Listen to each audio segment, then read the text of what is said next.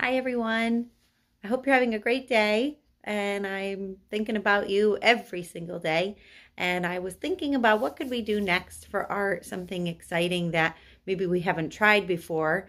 And I know you have heard of this. So it should be something you go, oh, yeah, I know what that is.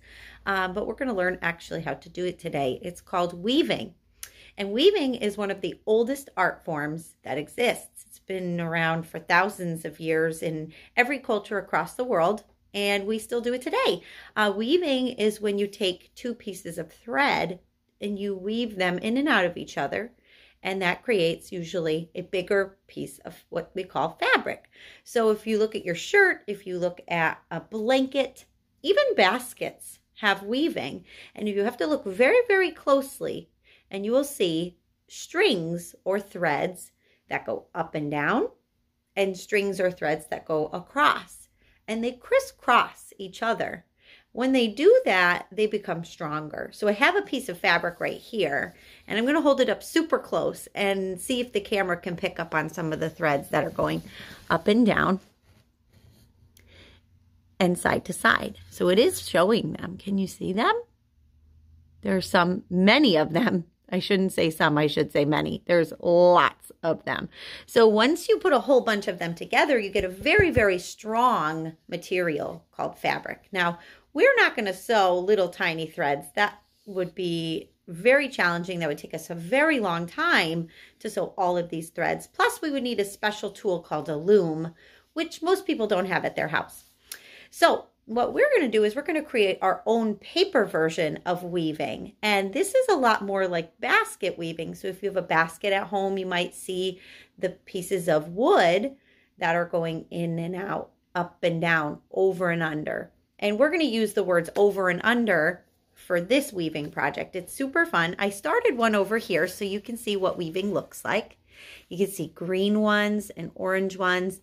And the green one is right here going under the orange one, and the orange one is going over the green one. So there's going to be a little bit of pattern here, and let's get started. First, you're going to need some materials. You'll need 2 pieces of colored paper. Try to pick 2 different colors. I picked green and orange. They're nice and bright, and you pick one to create your paper loom. The paper loom is so easy. You have to start with your paper going up and down vertically, and you fold it in half, just like a hamburger. Just like that. After you get it folded in half, make sure you line it up as good as you can. You want nice, straight, folded edges with where the corners are matching. So make sure you line it up really good, okay? Looks like a birthday card. See? And then when you hold it this way with the opening on top, make sure your folded part is on the bottom like this, okay? I'm going to lay it down on my table with the open part on top and the folded part near my belly, okay? If I did that, I'm ready to make some marks in where I'm going to cut. All I need is 5 to 10 dots. If you want it to be a little easier, do 5. If you want it to be a little bit more challenging, do 10. This one has 10, okay? So that one I had a lot of dots, okay? And right across the top here, you're just gonna make some marks. Don't go right near the edge. That will be too skinny. So you wanna make sure you make your first dot away from the edge.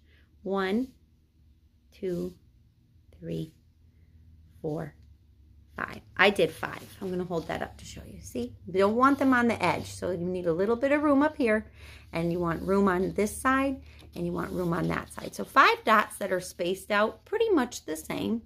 And then we're going to draw some lines that go all the way down to this fold, the folded part. Remember where that is?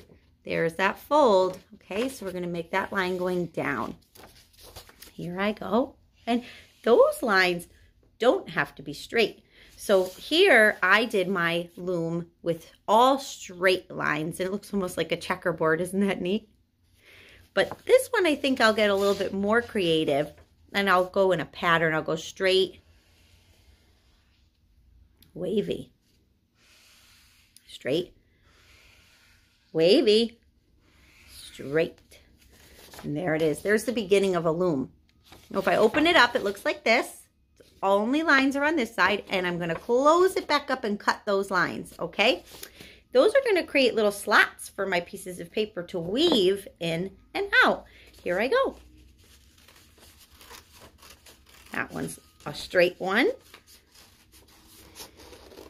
Make sure you're cutting carefully and you watch your fingers. Always use your scissor safety, which I know you know about. You guys are experts at scissor safety. You probably show your moms and dads how amazing you are with scissors when you and I cut in the art room together, which I miss that.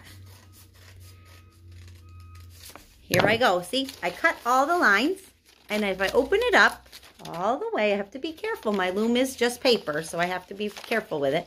Now I'm able to start to slide little pieces of paper through these slots. Do you see the slot right there? Okay, so I've already done that here, but I haven't finished. And you can see down here I have some extra room, so I'm going to do some weaving right there as well. And I'll save this one for later. Now, what do you need in order to weave with? You need your other piece of paper. So here's my other piece of paper. Because we cut our lines up and down this way, right? We're going to need to do the opposite with the piece of paper we're going to weave with. I have some cut already. These are going to be cut going up and down vertically, but with the paper sideways. When we made our loom, we cut them vertically up and down.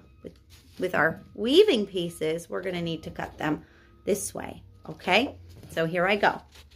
Doesn't matter what size these are. You're going to need a bunch of them.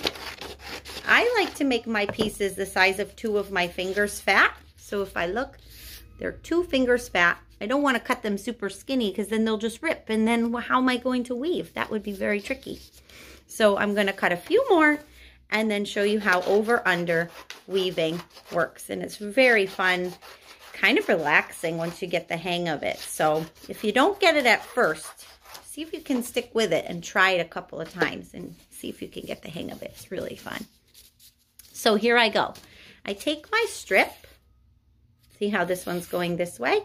It's going to go across through my weaving. I'm actually going to turn this around so you can see it closer in that way. Okay, here I go. If I look here where I left off, this one, this strip right here is actually under this piece of paper where it started. So every other, the orange is on top, the green is on top, the orange is on top, the green is on top, the orange is on top, the green is on top. Guess what this one's going to do? The orange is on top. So when orange is on top, the next one, it goes under. And it peeks out. There it is. The next one, it goes over. And then it goes under. What do you think it'll do next? Over, under, over, under, and then the last one will be over. Now this one I had 10 cuts, right? So I had to go over under 10 times. Whereas my new one, let me just show you that one. My new loom, this one that has the 5 lines, that one's going to be a little bit easier because I don't have to go over under as many times. Ready? And it doesn't matter when you start, which one you start with. So I think this one I'll start under. Under, over, under, over. Make sure you don't miss any. Take your time. Under, over. And I made sure that I got from each one.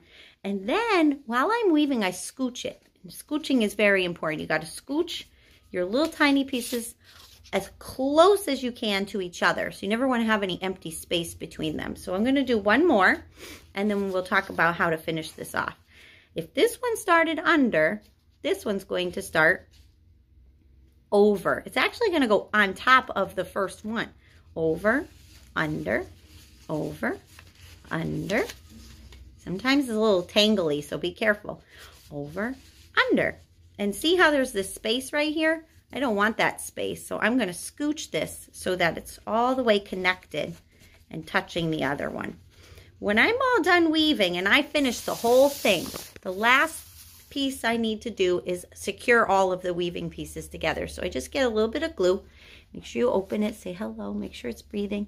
And you need a little dot of glue on one side and a little dot of glue on the other side. You want to do that on top and underneath to secure your weaving and make sure it doesn't fall apart. Now, I have to tell you, weaving is so fun. It's so relaxing. I hope you have a good time making your weaving. And think about your ancestors, the people who were around before us that lived long ago. They used to do this with little pieces of string. It would take them a very long time, but they would be able to make whole shirts and whole baskets and whole blankets and rugs with this same exact method of weaving, going over, under, over, under, over, under. And if you do knitting, you probably know a little bit about this too. It's a little similar to knitting and crocheting, and it's a lot of fun. So thank you for doing some weaving with me, and I hope you all have a great day. I'll see you later. Bye.